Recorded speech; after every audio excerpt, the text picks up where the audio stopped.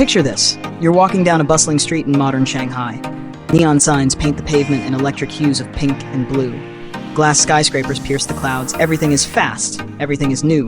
Everything is now. And then you see her. Through the crowd, a figure moves with impossible grace. She isn't wearing the latest high fashion, nor the standard jeans and t-shirt. She is wearing history. Layers of embroidered silk, jade pins in her elaborately coiled hair, sleeves so wide they seem to catch the wind like a whisper. For a fleeting second, you might wonder if you've slipped through time. A ghost? From the Qing Dynasty? An actress on her way to a film set? But she is neither. She pulls out a smartphone, types a quick message, and laughs with her friend, who is also dressed in the breathtaking attire of an era long past. This isn't a performance. This is a resurrection. Welcome to Culture Journey. Today, our journey takes us not to a place, but through time. We are tracing the delicate silken threads of Hanfu, the ancient clothing of the Han Chinese, and witnessing its stunning rebirth in the heart of 21st century China. So, what exactly is Hanfu? The word itself simply means Han clothing. It is not one single garment, but a vast and varied spectrum of styles worn by the Han ethnic majority in China for millennia. It is the flowing robes of scholars from the Qing Dynasty, the opulent, vibrant dresses of court ladies from the Qing Dynasty, the structured, elegant attire of the Ming. But for over 300 years, Hanfu vanished. When the Manchu-led Qing Dynasty came to power in the mid-17th century, Han Chinese men were forced to adopt the Manchu hairstyle and clothing. While women's attire was less strictly enforced initially, the cultural shift was profound. Hanfu faded from daily life, becoming a relic preserved only in ancient texts, paintings, and traditional opera. It wasn't just fashion that was lost. It was a visual language of philosophy, status, and heritage. Today, our journey is to understand why, after centuries of silence, this language is suddenly being spoken again, loud and clear by a new generation. To understand the revival, we first have to understand what we are reviving. Hanfu is more than just clothes. It's a wearable philosophy.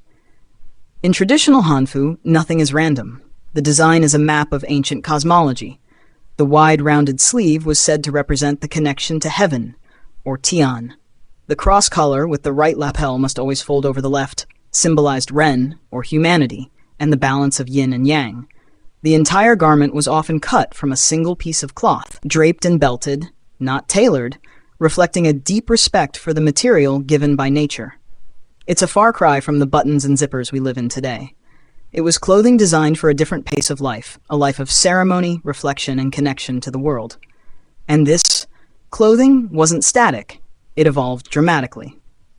The Hanfu of the Qing Dynasty, considered a golden age, was bold, open, and vibrant, with high waistlines and rich colors, reflecting an empire that was confident and cosmopolitan. Contrast that with the Qing Dynasty, which favored simplicity and understated elegance. Narrower sleeves, more subtle colors, reflecting the era's Neo-Confucian ideals of refinement and intellectualism. Then came the Ming Dynasty, with more structured, ornate designs, defined by intricate pleats and elaborate closures. Here's a fact that might surprise many of you. The qipao, or cheongsam, that iconic, form-fitting dress that the world so often associates with traditional China, is not Hanfu. It's a Manchu garment, adapted and popularized in the 20th century. The original Hanfu is far older, and for a long time was almost completely forgotten by the outside world, and even by many within China. So, how did a forgotten relic make such a powerful comeback? It didn't start with the government. It didn't start with fashion designers in Paris or Milan. It started with a single spark. In 2003, a man named Wang Letian, an electrical utility worker, walked onto the streets of Zhengzhou wearing a homemade Hanfu. People stared. They thought he was Japanese, Korean, or part of a costume party. But his simple act of walking in his ancestral clothing, documented online, ignited a digital wildfire. This spark landed in the perfect environment. The rise of the internet, social media, and a new generation, China's Generation Z, asking a profound question: who are we? In a nation that has modernized at blinding speed, where futuristic cities have replaced ancient neighborhoods, this generation began searching for roots. They found them, woven into the silks of their ancestors. This is the most crucial part of our journey today, understanding that for these young people, This is not cosplay. Wearing Hanfu is an act of identity. It's a rejection of the idea that to be modern means one must be Western.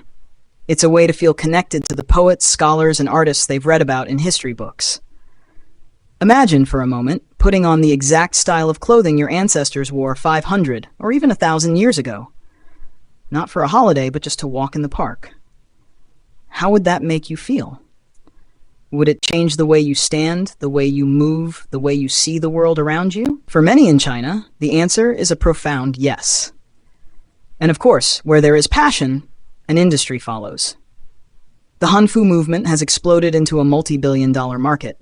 There are now designers who blend ancient aesthetics with modern convenience, shops that rent Hanfu for photo shoots by the hour, and massive festivals where thousands gather, turning entire historical towns into a living, breathing painting.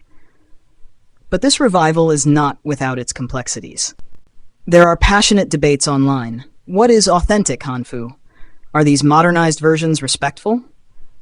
Is this genuine cultural appreciation, or is it becoming overly commercialized or even tinged with nationalism?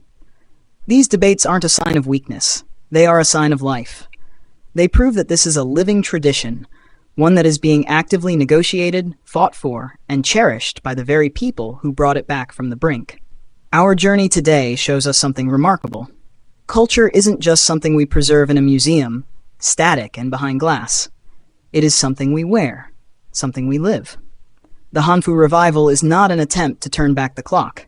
You cannot unbuild the skyscrapers or uninvent the smartphone. Instead, it is a profound act of synthesis. It is the new generation looking back into the deep well of their past, drawing up this beautiful, complex history, and choosing to weave it directly into the fabric of their modern lives. These young people are not time travelers. They are time weavers. They are stitching together a fragmented cultural memory, one silken thread at a time. And in doing so, they are showing the world that the past is not something to be escaped, but something to be carried forward, with grace and with pride. Every culture is a mirror reflecting the soul of its people. And as we've seen today, that reflection can be rediscovered, polished, and worn, shining just as brightly in the modern world as it did 1,000 years ago. If you were moved by our journey into the world of Hanfu today, please let us know by giving this video a like. What part of this revival impressed you the most? Share your thoughts in the comments below. And to continue exploring the most beautiful and inspiring cultural stories from around the globe, be sure to subscribe and join our journey. Thank you for traveling with us.